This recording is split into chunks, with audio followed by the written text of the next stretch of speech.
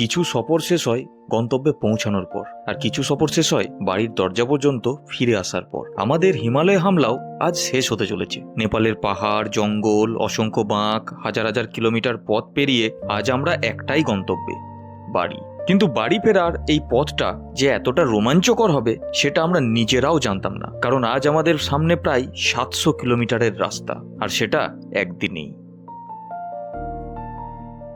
সকালটা শুরু হলো বেশ শান্তভাবেই, হোটেলের কমপ্লিমেন্টারি ব্রেকফাস্ট দিয়ে দিনের শুরু। তো আমরা এখন ব্রেকফাস্ট করতে চলে এসেছি। তো দেখে নেওয়া যাক ব্রেকফাস্টে কি কি আছে। এটাতে আছে fried rice, veg fried rice, এটাতে আছে চাউমিন, এটাতে আছে জিলাপি, এটাতে পুরি আছে, পুরি আনতে গেছে রিফিল করছে, এটাতে আছে একটা সবজি, এখানে ব্রেড, জ্যাম, এই সব কিছু আছে, এখানে আছে মুসলি, চা, এইসব কিছু। তো এটাই হচ্ছে আমাদের আজকে সকালের ব্রেকফাস্ট, বুফে সিস্টেম। সামনে এতটা লম্বা রাস্তা, তাই পেটটা একটু ভালো করে ভরিয়ে নেওয়াই বুদ্ধিমানের কাজ। ঘড়ির কাঁটায় তখন সকাল 9:50, আর ঠিক তখনই হোটেল ছেড়ে শুরু হলো আমাদের শেষ দিনের যাত্রা। So good morning to another day. চলো আমরা বাইক নিয়ে বেরিয়ে পড়েছি আজকে বাড়ির পথে। এখান থেকে বর্ডার আর জাস্ট 58 কিলোমিটার, আর আমাদের টোটাল ডিস্টেন্স আজকে কভার আপ করতে হবে 716 কিলোমিটার। আমরা বাড়ির থেকে এই মুহূর্তে 716 কিলোমিটার দূরত্বে রয়েছি, যেটা আমাদের গুগল বলছে প্রায় 14 ঘন্টা মতো সময় লাগবে। অতএব সময় অনেকটাই লাগতে চলেছে, আর বাড়ি আজকে আমাদেরকে পৌঁছাতেই হবে, কারণ আমরা যে টাইম নিয়ে বেরিয়েছিলাম সেই টাইম মোটামুটি কভার হয়ে গেছে। আর তাছাড়াও পাহাড়ে অনেক দিন হয়ে গেল, তাই এবার মনটা একটু বাড়ি বাড়ি করছে। শুধু তাই নয়, আমাদের জনকপুর যাওয়াটাও আর হয়ে উঠলো না এই ট্রিপে। নেক্সট বার আবার যখন আসবো নেপাল, নিশ্চয়ই জনকপুরও ভিজিট করব। তো ঠিক আছে, পুরোটা একবারে করব ভাবলে পসিবল নয়। একটা দেশ যদি বলি যে একবারে কভার করে নেবো, সেটা কি সম্ভব? যাই হোক, তো চলো একটু ঝটপট আমরা এগিয়ে যাই, কারণ রাস্তা অনেক দীর্ঘ। তো সকাল সকাল সুন্দর হেঁটে যাওয়া শহরের ভিউ, আর সেই ভিউয়ের সাথে আমরা চলেছি আজ বাড়ির পথে। শহর ছাড়িয়ে যত এগোতে লাগলাম, আবার সেই পরিচিত নেপালের পাহাড়ি রাস্তা। একদিকে পাহাড়, অন্যদিকে ঘন জঙ্গল, আর মাঝখান দিয়ে চলছে আমাদের বাইক। রাস্তার প্রতিটা বাঁক যেন মনে করিয়ে দিচ্ছিল এই দৃশ্যগুলো খুব তাড়াতাড়ি পিছনে ফেলে যেতে হবে। কিছুক্ষণ আগেও যেখানে পাহাড়কে সামনে রেখে রাইড করছিলাম, এবার ধীরে ধীরে আমরা এগিয়ে যাচ্ছি নেপাল ভারত সীমান্তের দিকে। অবশেষে পৌঁছে গেলাম বীরগঞ্জ বর্ডারে। তো আমরা জাস্ট এই মাত্র বর্ডার ক্রস করলাম, আর সামনে দেখো ইন্ডিয়ার গেট, ইন্ডিয়া নেপালের যে গেটটা রয়েছে বর্ডারে, সেই গেট। এখানে কিছুটা সময় দাঁড়ালাম, কয়েকটা ছবি তুললাম, আর মনে হচ্ছিল একটা দেশকে পিছনে ফেলে এবার আবার নিজের দেশে ফিরছি।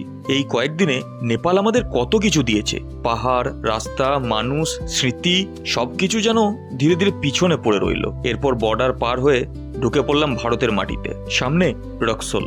ভারতে ঢোকার সময় আবার আমাদের আইডি চেক হলো, আর তখনই একটা অদ্ভুত অনুভূতি হলো। নিজের দেশ, নিজের রাস্তা, তবুও সামনে তখনও পড়ে আছে কয়েকশো কিলোমিটার পথ। আমরা জাস্ট এই মাত্র রক্সোল বর্ডার ক্রস করলাম এবং ইন্ডিয়াতে পৌঁছে গেছি। আর সেই সঙ্গে আমাদের PhonePe, Google pay, Jio network সব রিটার্ন চলে এসেছে। শুধু তাই নয়, এখানে কোল্ড ড্রিঙ্কসের দাম আবার সেই 2 লিটার পাওয়া যাবে 100 টাকায়, যেটা এতদিন আমরা 500 ml খাচ্ছিলাম 100 টাকায়। তো চলো ধীরে ধীরে রক্সোল বাজার থেকে বের হই এবং হাইওয়েটা ধরে নিই। আর এখান থেকে পাটনা এখনো 207 কিলোমিটার বাকি রয়েছে। রক্সোল পেরিয়ে শুরু হলো আসল পরীক্ষা। একটার পর একটা রাস্তা, একটার পর একটা শহর। তো দীর্ঘ প্রায় 200 কিলোমিটার রাইড করার পর একটা বিহারের একটা জাস্ট রেস্টুরেন্টে আমরা দাঁড়িয়েছি লাঞ্চের জন্য। এখন টাইম হচ্ছে দুপুরবেলা 2:30 বাজছে। আর তোমাদেরকে দেখিয়ে দিই, রাহি রেস্ট্রো এরকম একটা রেস্টুরেন্টে আমরা এখন দাঁড়িয়েছি একটু লাঞ্চ ব্রেক নিয়ে নেওয়ার পরে। এখনও আমরা বাড়ির থেকে প্রায় 550 কিলোমিটার মতো দূরে রয়েছি। অলরেডি 200 কিলোমিটারের কাছাকাছি আমাদের কভার আপ হয়েছে।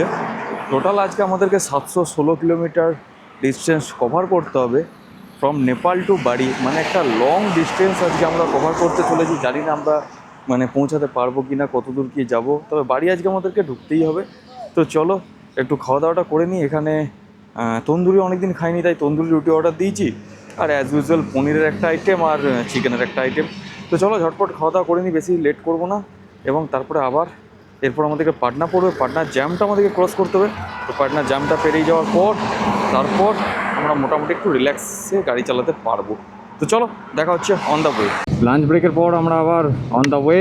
আমাদের এখান থেকে আর ডিস্টেন্স পাটনা ঢুকতে বাকি আছে 47 কিলোমিটার। গুগল বলছে 1 ঘন্টা মতো টাইম লাগবে। আর এখন ঘড়ি কাটায় বাজে দুপুর 3:47। তো মোটামুটি 5টা বেজে যাবে আমাদের পাটনা ঢুকতে। তো যতটা তাড়াতাড়ি সম্ভব আমরা ঢোকার চেষ্টা করছি। পাটনা পেরোলাম, গয়া পেরোলাম, আর রাস্তা যেন শেষ হতেই চাইছে না। সকাল থেকে বাইকের উপর বসে আছি, শরীর ধীরে ধীরে ক্লান্ত হচ্ছে, কিন্তু মাথায় তখন একটাই কথা, আজ বাড়ি ফিরতেই হবে। সময় যত এগোতে লাগলো আকাশের আলো তত কমতে শুরু করলো।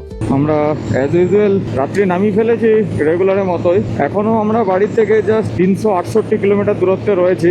আর এখন ঘড়ি কাটার টাইম হলো সন্ধ্যে 6:18। আর গুগল বলছে আমাদের 7 ঘন্টা মতো টাইম লাগবে, মানে মোটামুটি রাত 1-1:30 বেজে যাবে আমাদের বাড়ি পৌঁছাতে। কিন্তু আমরা ঠিক করে নিয়েছি আজকে আর কোথাও স্টে করবো না, আজকে আমরা সোজা বাড়িই যাব। যদি রোডে না কোনো সমস্যা হয়ে যায় তাহলে আমরা আজকে বাড়িই যাব। আর এদিকে এখন আমি NH-22-তে রাইড করছি। তা রোডটা নো ডাউট একদম পুরো মাখনের মতো রয়েছে, খুব সুন্দর রাস্তা। শুধু একটু ট্রাফিক রয়েছে, এদিক সেদিক থেকে বাইক ফাইক ঢুকে যাচ্ছে, এটা একটু দেখে চালালেই হবে। কিন্তু ওভারঅল রোডের কন্ডিশন যদি বলি দারুণ। গাড়ি কন্টিনিউয়াসলি আমি 100-102 চালাচ্ছি। আর তুমি যদি আমার স্ক্রিনটা দেখতে পাও তো এভারেজ স্পিড আমাকে শো করছে 88, মানে আমার এভারেজ স্পিড রয়েছে 88। মানে বুঝতে পারছো যে কি পরিমাণ স্পিডে এই রোডটা আমরা কভার করছি। মাঝে মধ্যে এরকম কিছু টোটো বা মোটর ভ্যান টাইপ অটো এরকম কিছু চলে আসবে, তো সেগুলোকে জাস্ট একটু বাঁচিয়ে একটু মেনটেন করে চলবে। রাস্তা খুব সুন্দর। এখনও আমাদের মোটামুটি NH-19 পেতে প্রায় 80 কিলোমিটার মতো বাকি রয়েছে। একবার NH-19-এ উঠে যেতে পারলে তারপর যাত্রাটা আরও স্মুথ হয়ে যাবে। যদিও NH-19-এর বাড়ি পর্যন্ত রাস্তাটার অবস্থা একটু খারাপ রয়েছে, বাট তারপর থেকে রাস্তার কন্ডিশনটা ভালো। তো চলো দেখি কতক্ষণ কি সময় লাগে না লাগে সবই আপডেট তোমার সাথে শেয়ার করতে থাকবো। আর আমাদের নাইট জার্নিটা কেমন লাগছে সেটা অবশ্যই কমেন্ট বক্সে জানাবে। আর নাইটে রাইড অবশ্যই ভালো হয়, গাড়ির ইঞ্জিনও ঠান্ডা থাকে সেই কারণে, কিন্তু খুব নজর রেখে চারিদিকে চলতে হয়, কারণ একটু ভুল হলেই বা একটু অসতর্কতার ফলে অনেক বড় বিপদ ঘটে যেতে পারে। সকাল থেকে যে রাস্তায় সূর্যের আলো ছিল এবার সেই রাস্তাতেই জ্বলে উঠল বাইকের হেডলাইট। রাত নেমে গেছে, আমরা তখনও রাস্তায়।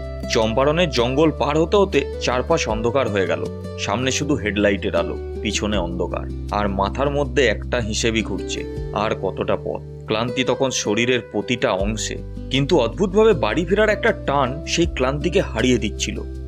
অবশেষে আমরা ঢুকে পড়লাম ঝাড়খণ্ডে, মানে বাড়ি এখন আর খুব বেশি দূরে নয়। তো এখন ঘড়ির কাটায় জাস্ট রাত্রি 10:30 এবং আমরা এই মুহূর্তে দাঁড়িয়ে রয়েছি রোড সাইডের একটা রেস্টুরেন্টে। এখানে 1 কাপ করে তন্দুরি চা খাচ্ছি।